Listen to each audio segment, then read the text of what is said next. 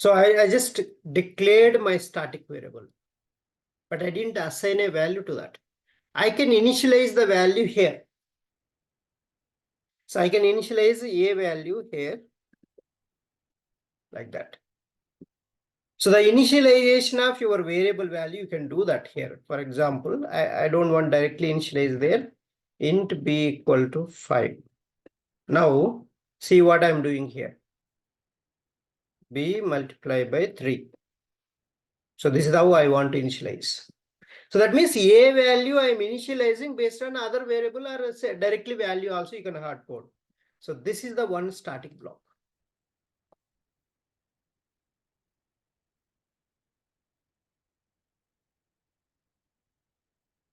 So the a value I initialized.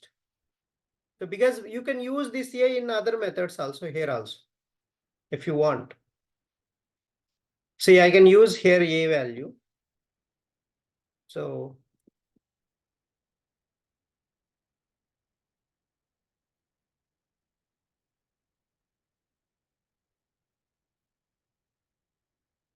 and I can do a lot of calculations on that a value.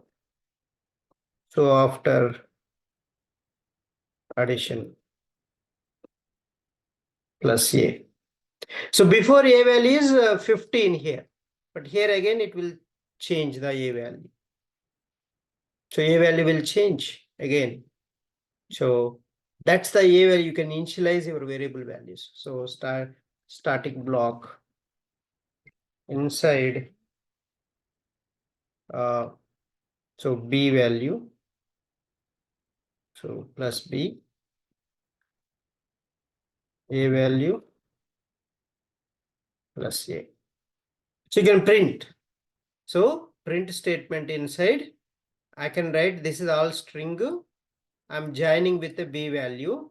Again, the b value I'm joining with a string. String value I'm joining with a variable value. So the plus operator in the print statement act as a concatenation operator. It joins.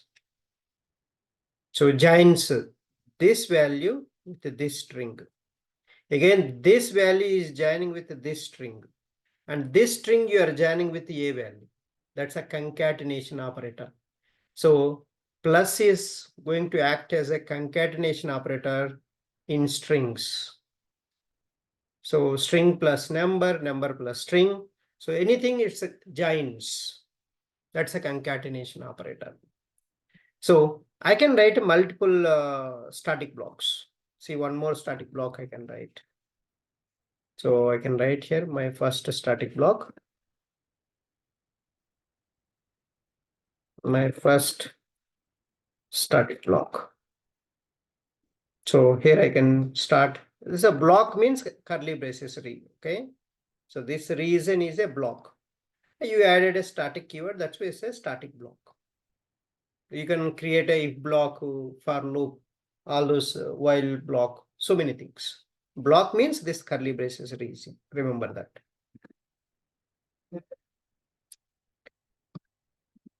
Sys out. And I can say my second static block started.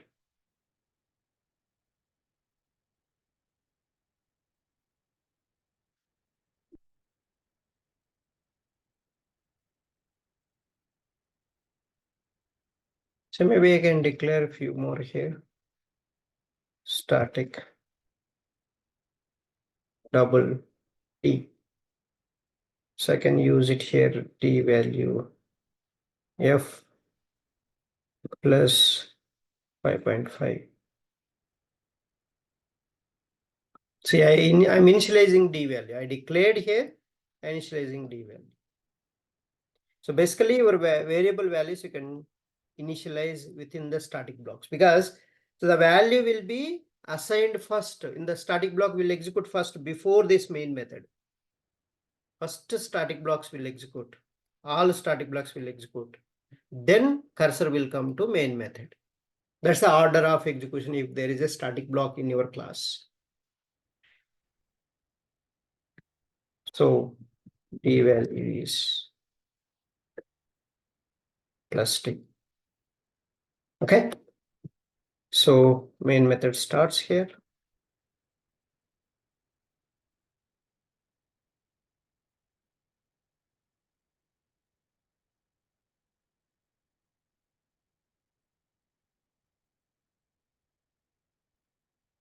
Now execute your program. Okay, execute your program.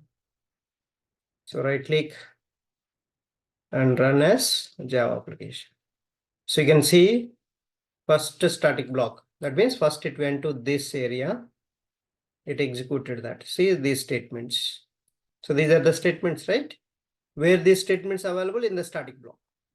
Next, my second static block started. So after this static block, it went to this area. And that area is executed. Then after this static blocks, no more static blocks. Then cursor went to main method inside. See, the main method block started.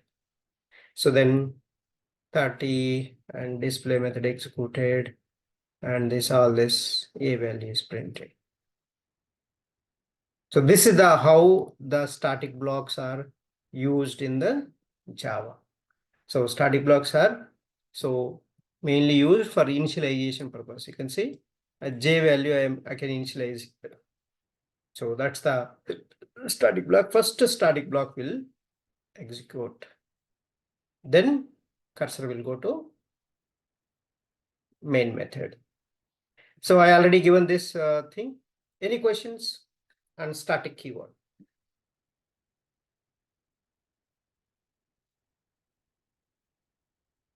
If we are good, we'll go to wide keyword. What is mean by wide? I'll try to give as much as wide keyword.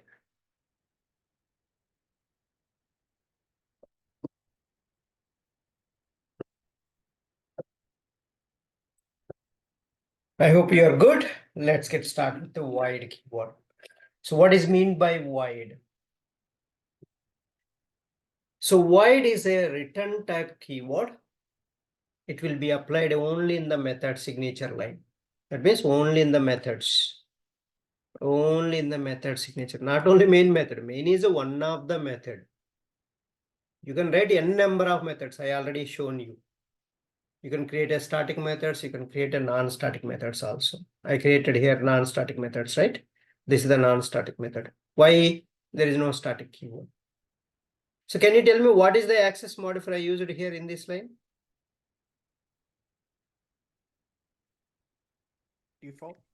Default. Absolutely, you're right. In this line, in this variable, this is the non-static variable. So what is the access modifier here also? Default.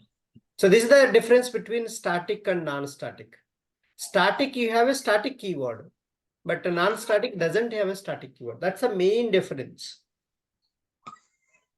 Easy to recognize which is a static, which is a non-static. So that is the void keyword. In any method signature line, you can write a void. But if you write a void, what is mean by that?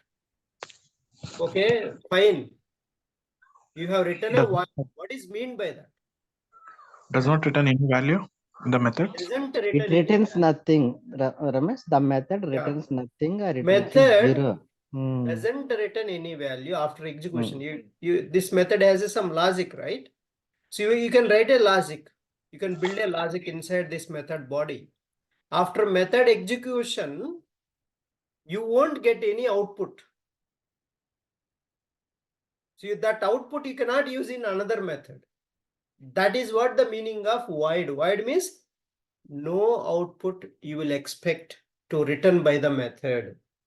So that means the method doesn't return any value.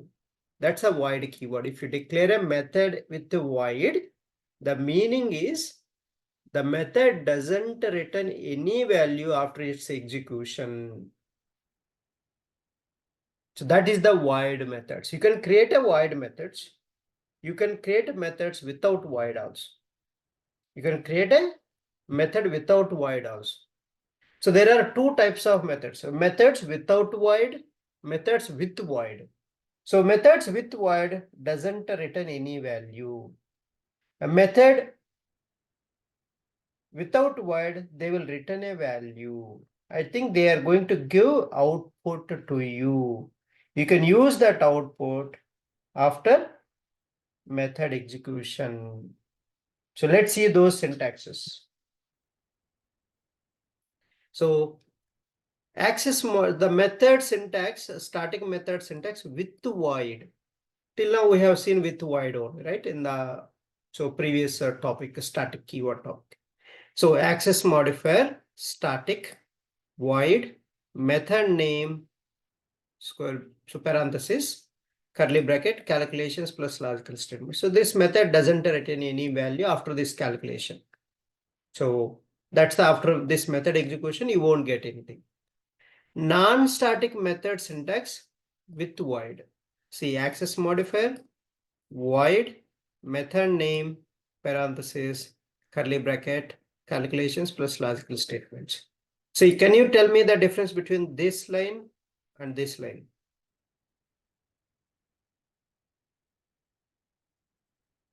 One with static and one without static. That's it. Excellent. So this is a static method and this is a non-static method. That's it. Only we have two types of methods, static method, non-static method. So because this has a static keyword, that's why this is a static method. And this doesn't have a static keyword, that's why this is a non-static method. Okay. So if you don't write void in method signature line, then what is the method syntax? So static method syntax without void. So access modifier, static keyword, data type, method name, parenthesis, curly bracket. See, void place what I have written? Data type. Data type we have written. That means this method will return output this type of data. After this calculations, and this method will give you an output that the value type is this data type. So we are going to understand the data types soon. And see body, in the body, you must write a return keyword here. What value you are returning after this calculation, what value you are getting, that value you write here. Return keyword after you write. Your method body is going to have return keyword, but in the with void, you don't have return keyword here. That's the difference between void and without void.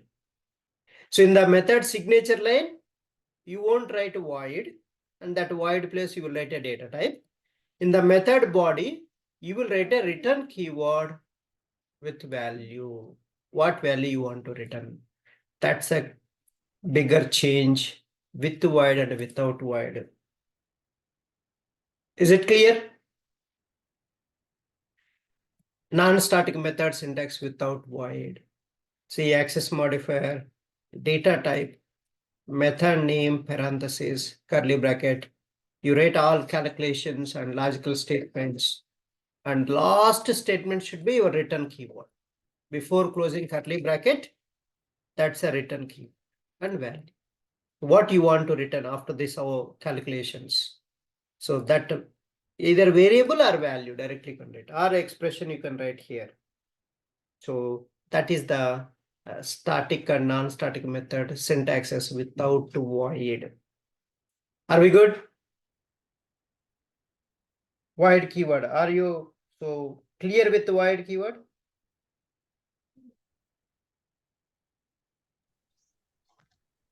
Yes. Okay. Yes. Okay. So thank you.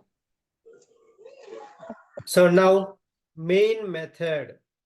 So main is a built-in method already created by Java. We haven't created that. Java given that. Why they have given? To execute your program.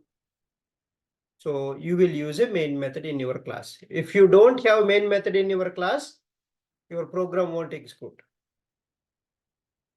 So try this. Without main method, see, I'm going to remove. See, you cannot execute this method, this class. So you won't get a run option. If you have main method, you will get that option. See that? Now you can run it and you see run as a Java application option you will get. So that's why if you want to execute your program, you must have a main method. Or you call this class in another class where main method is there. That also you can do. If you don't want to execute in the same class. So that's the main method purpose. What is the method naming convention? The rule is method name contains one word. If one word is there, all letters should be in lowercase. See this? All letters are in lowercase or not? This is the naming conventions you have to follow. See, I have created one method here, right? This is the one word or not? See, all letters are in lowercase. Then method name must be followed by parentheses. Method name after must be followed by parentheses. Then method body. You should have a method body there. And the parenthesis inside, you can have parameters. So you can have parameters also. And that's what I told you here. See, click method name and a parameter is locator. Type one word. One word means all lowercase only. That's the, if your method name you are creating, you must follow this rule. Always method will perform the action. What you want to do, that actions you will describe in the method body. And you will give a method name as a description of that one word of that actions. That is the method name. Method name is a verb. Class is a noun. So that's the namings you have to use. Type is a action, right? Click is a action. That's why then the action name is the method name. And the second rule, if a method name contains more than one word, first word all letters should be in lowercase. From second word onwards, each word first letter should be in uppercase. And don't provide any spaces between the words. See this. Click and wait. The first word, see that all lowercase. Here, how many words are there in this method name? 3. 3 words. Click and wait. So first word is all lowercase. Second word onwards, each word first letter see in uppercase. Remaining letters are in lowercase. So that's how you can write. If you remember this formula, this rule, and you can easily write it. Whether you created or Java created, you must apply these rules. So these rules also you must read them. See, method name must be followed by parentheses. See, every method must be followed by parentheses. And then the block body, the method body. Method name should be a verb because it represents the action. Use lower camel case for naming the methods. Set first name, get first name, get last name. See, that's all we followed the naming conventions. Whether you create or Java created or somebody created, in Java, the method naming conventions must be followed by these 3 rules. Rule 1, rule 2, rule 3, mandatorily you have to follow. So you're just calling the method means just a method name followed by parenthesis. That's enough. Calling time. But declaration time, body must be there. Okay. Just calling time, only method name, parenthesis. I'm just calling the method names here. That's why method name followed by parenthesis. Method name followed by parenthesis. So where this parenthesis is used after the method name, first place. Then, so when you are creating object for a class, so in the object line, the class name after parenthesis will be there. So this is the object basically. So this object line also you will use parenthesis. Then all control structures, if condition, while loop, for loop, switch case, all these places parentheses are used. And fourth one, typecasting places also you will use parentheses. So typecasting means I'll explain maybe so next class, if not today's class. And so the typecasting is, this is the one. So left side, this data type you have to write here. Basically, S2 variable data type, S1 variable data type, both are different. To make it same, and you will write the left side data type in the right hand side variable before within the parenthesis. That is called typecasting. So then string args. So these are command line arguments. It accepts many values. Basically, this is an array. So string array. And these are the arguments. So these are the three types of command line arguments for the main method. So either this one or this one or this one are valid. So let me show you all three are valid.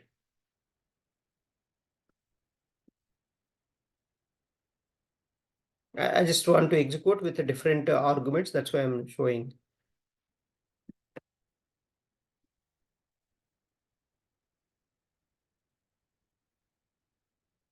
So yes, this is the one, right? One type of arguments.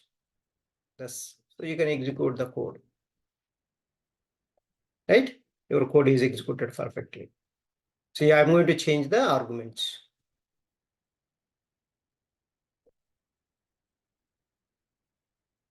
So now this square bracket I'm putting on the argument side.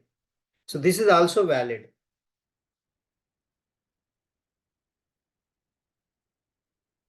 So this is also valid. Next. So this is the one. Third one, string dot C. Sorry, C. This is the third type of main method arguments. All three are valid.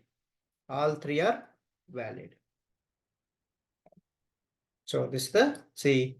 All three are valid arguments. That's what I want to tell you. Then this is called method body. So parenthesis after method body starts. So inside method body, you can write calculations, logical statements, and so different method calls. You can call another methods here, and print statements. You can write all. You can write under this method body. So you can create object creation. Everything you can do in this method body. That's all about program keywords. Anything pending in this? You want to understand? I explained class keyword. I explained this class name. So then static keyword I explained, void keyword I explained, main method I explained, arguments I explained, different main method or command arguments. And then I explained system, I explained dot, I explained out, and I explained println, and I explained print method also. So I covered everything in this program. And package. So the package is the top one. So package below you have multiple classes. All access modifiers also we covered. So we covered pretty much each and every keyword. If you have any doubts, anytime you can come back. Okay. So any questions before going for the data types?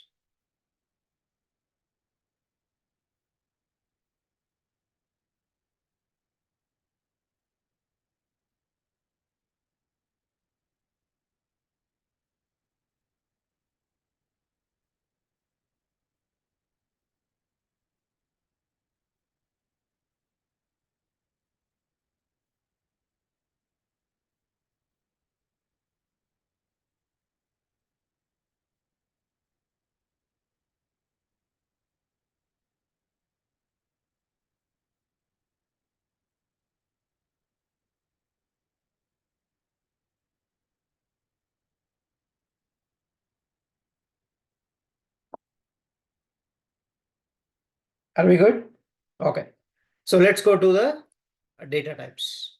So next immediate topic is so data types, where you can find all of them. See here, alphabetical order. You can find C data types. So Java data types.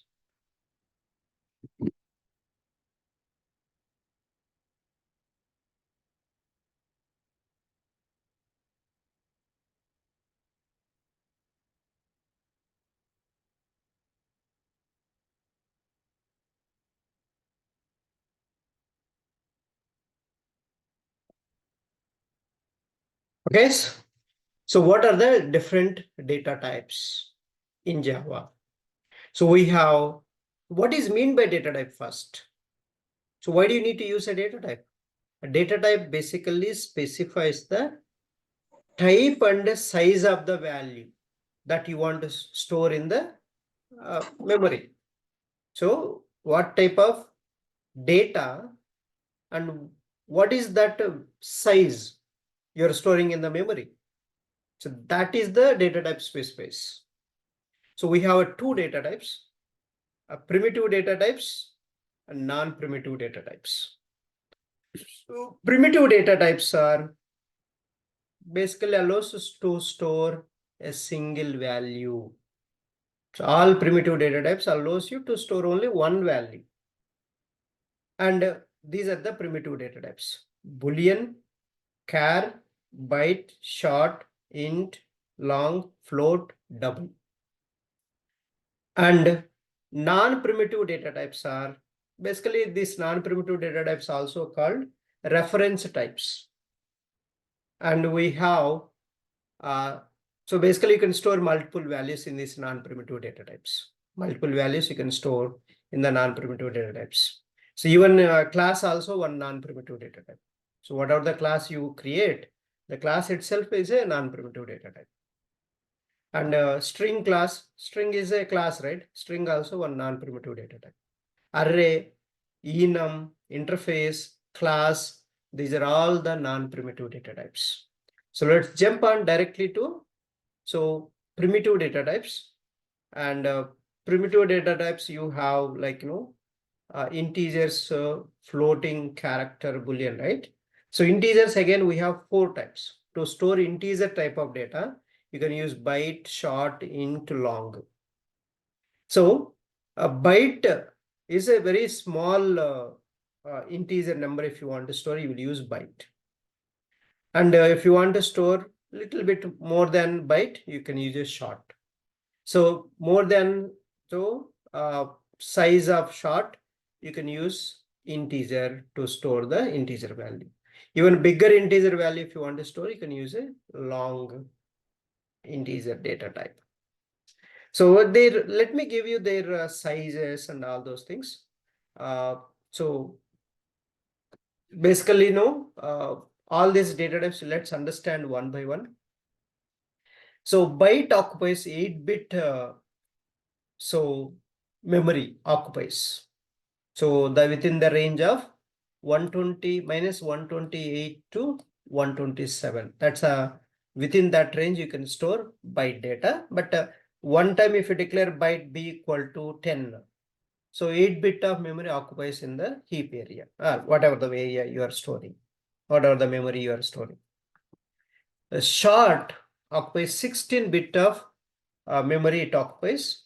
The size is minus 32,768 to 32,767. And integer size is 32-bit size. Long is 64-bit. These are bigger numbers. This much big integer numbers you can store with the long and integer. So basically, these four are used to store any integer numbers, positive, negative values, both. But you want to store a floating values, then float and double you can use. Float occupies 32-bit, same as integer. Double occupies 64-bit size, same as a long. But these data types are different. Both are different. So that's the so integer numbers. If you want to store these are the 6 data types you can use. 4 represent integer, 2 represent the decimal values. If you want to store decimal values, you can use float and double. So there is like 7th one is a Boolean value you want to store, like true or false. you can use a Boolean data type. So there is a char data type, so which is used to store a single character, which is represented in single quotes, and any character, it can be a special character, it can be a number, it can be alphabet, anything you want to store, even space also one character. So that anything, a character you want to represent, single character, then you can use a char data type. So how much memory it occupies? 16-bit of memory occupies. So the default value is this is the Unicode, we call this. That's the different data types. Okay, so these are the different data types, and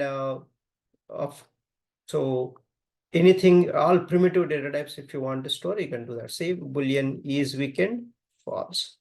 So you can print. So this is the value you can declare, and this output you will get.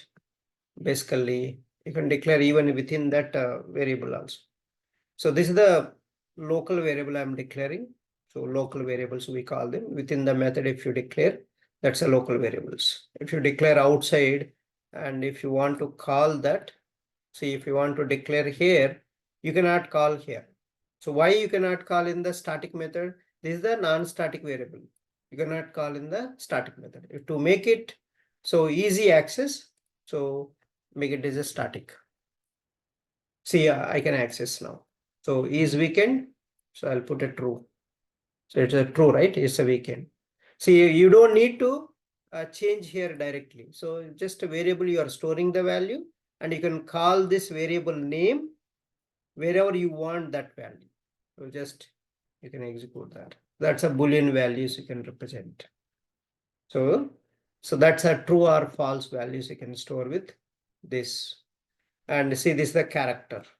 So you can store a character.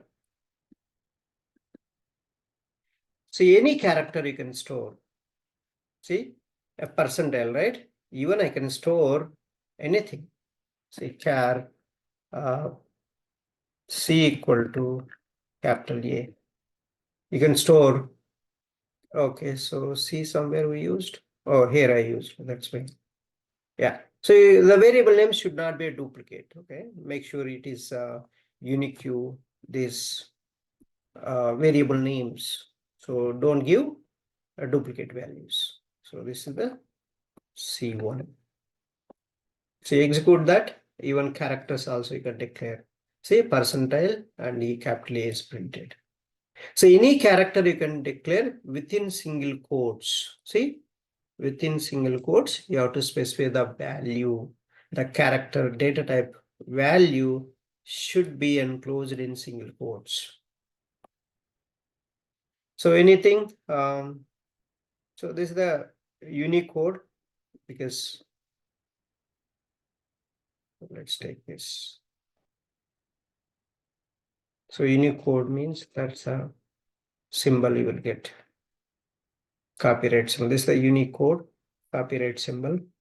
So this is the copyright symbol, this one. Okay. So that's the copyright symbol related.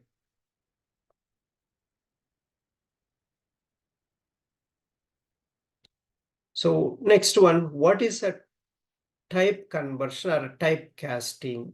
So are you all clear on this data types, primitive data types? So I have covered almost, integer we covered, Boolean we covered, character. So float I covered already here, right? Double and float. And these are the different primitive data types. So before going for the, so typecasting, or what is mean by, this is a very important interview question. What is typecasting? So when you can go for typecasting? So type conversion in Java can be either implicit or explicit. So implicit means automatically it happens. Explicit means you want to do forcefully. So when the compiler converts a smaller type of data to a larger one automatically, it's known as implicit or a narrowing type conversion. So that's the narrowing type conversion or implicit type conversion. You can see here. So integer number 1 is equal to 8. So what is the integer memory size? 32-bit. Now you are assigning that integer value to double. To double number 2. What is the double size? What is the double? What is the double size? 64-bit, right? So that is a 64-bit. So the 64-bit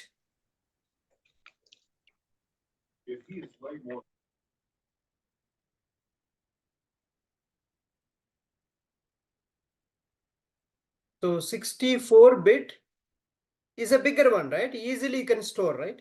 There is no implicitly it is converting. The integer you are converting into double. This is the implicit conversion. So automatically it is converting.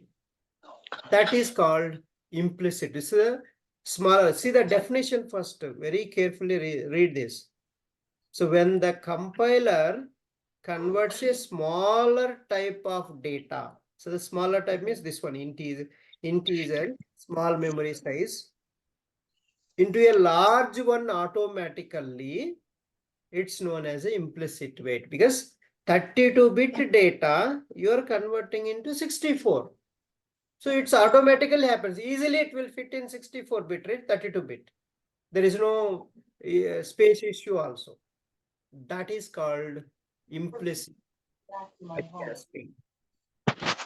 And So the output for the double will be 8.0 or it would be 8? Yep. 8.0. Always a decimal, okay? Always a decimal. It converted into decimal. Even though you have given integer, but you are assigning, right? This number 1 value you are assigning to double. Yep. That means it is copied and automatically convert to double format. Because the number 2 data type is a double type. So automatically converted. That's called implicit weight. Automatically converting into double format. So that is the implicit type conversion. So there is a,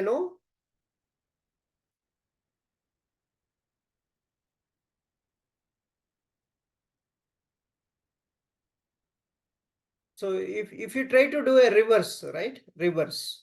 For example, if you try to do a reverse like this. You'll get So error. double D equal to 10.5. Okay. And now you assign int I equal to D. See, now it is throwing error. See, now it is throwing error. What is the error? Type mismatch error. Cannot convert from double to integer. Why? This is a 64-bit. This is a 32-bit. 64-bit will fit in 32-bit? No, right? It won't fit, right? That's why it is crying here. And it is complaining. Compile time error you are getting. So that is the problem. This kind of conversion, if you want to do, you need to apply type casting. The type casting, so you need to do. So that's the, so when performing implicit conversion,